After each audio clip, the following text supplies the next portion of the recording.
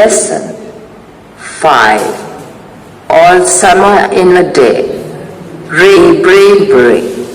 The author and the text, Ray Douglas Bradbury, 1920 to 2012, was one of the most celebrated American fiction writers of the 20th century. He wrote science fiction, fantasy, horror and mystery stories. His most famous stories are Fahrenheit 451, The Martian Chronicles, The Illustrated Man and It Came from Outer Space. Many of his works have been adapted into comic books, television shows and films. This text is an excerpt from a science fiction which gives us an imaginary account of life on the planet Venus. It touchingly narrates the keen expectations of the children of Venus who eagerly wait for the sun to appear after 7 years, but only for an hour. The deviation of the text from what we know as scientific fact only adds to the imaginative element of the tale. It had been raining for 7 years, thousands upon thousands of days filled from one end to the other with rain. The days were filled with the gush of water and endless showers. Heavy storms caused tidal waves to come over the islands. 1,000 forests crushed under. The rain had grown up 1,000 times to be crushed again. This was the way of life forever on planet Venus. Here was located the schoolroom of the children belonging to men and women who came by rockets from Earth. They set up a civilization in this raining world. Ready, ready, now, soon. Will it happen today? Will it?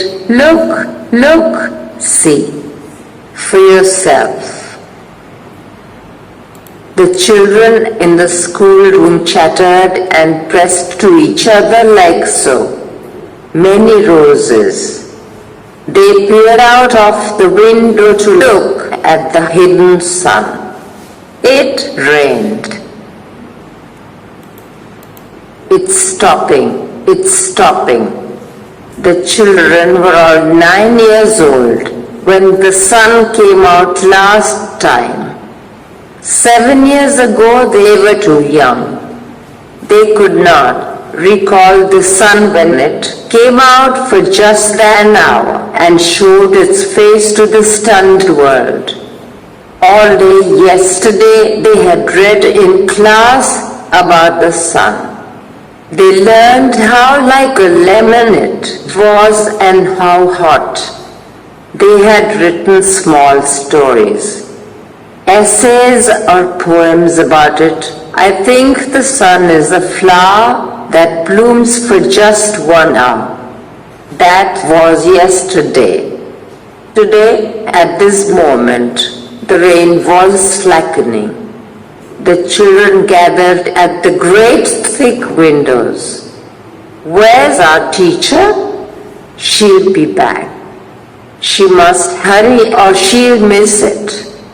The rain slackened still more. The children were eager to see the sun. They had been on Venus all their lives. They had been only 2 years old when the sun last came out. They had long since forgotten the color and the heat of how it really was.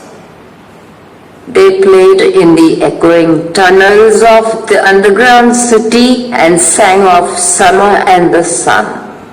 The rain stopped. It was as if a hurricane had lost its sound. There were no motions or tremor but peace. The world grounded to a standstill. The silence was so immense one would feel as if the years had been stuffed. The children put their hands to their ears. They stood apart. The door slid back. The smell of the silent, waiting world came to them. The sun came out. It was the color of flaming bronze and it was very large. The sky around, it was blazing blue. The jungle burned with sunlight. The children, released from their spell, rushed out, yelling into the summertime. Now, don't you go too far, their teacher called. After them, you've only an hour, you know. The children were running and turning up their faces to the sky to feel the warm sun on their cheeks. They took off their jackets and let the sun warm their arms. Oh, it's better than lamplights, isn't it? Much, much better. They stopped running and stood in the great jungle that covered Venus. The jungle grew and never stopped growing. The jungle had spent years without the sun. It was the color of rubber, ash and ink. The children lay out laughing on the jungle mattress. They ran among the trees. They slipped and fell. They pushed each other and played hide and seek. Most of all, they squinted at the sun until tears ran down their faces. They breathed the fresh air and listened to the silence which held them in a blessed sea of no sound. They looked at everything and savored everything. Then, wildly, like animals, escaped from their caves, they ran and ran, shouting in circles. They ran for an hour and did not stop running. And then, in the midst of their running, one of the girls wailed. Everyone stopped. The girl, standing in the open, held out her hand. Oh, look, look, she said, trembling. The children gathered slowly to look at her opened palm. In the center of it was a single large raindrop. The girl began to cry, looking at it. The children glanced quickly at the sky. A few cold drops fell on their noses and their cheeks and their mouths. The sun faded behind a cloud of mist. A cool wind blew around.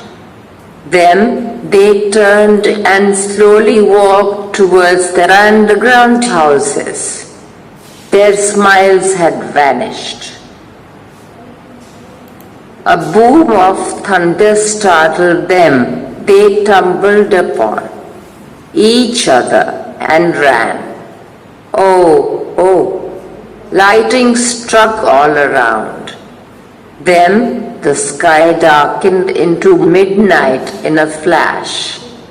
The children stood at the doorway to the underground houses until it was raining hard. Then they closed the doors and heard the gigantic sound of the rain falling everywhere. Will it be 7 more years before the sun comes out again? Yes. With pale faces they looked out of the window at the world that was raining now, raining and raining steadily.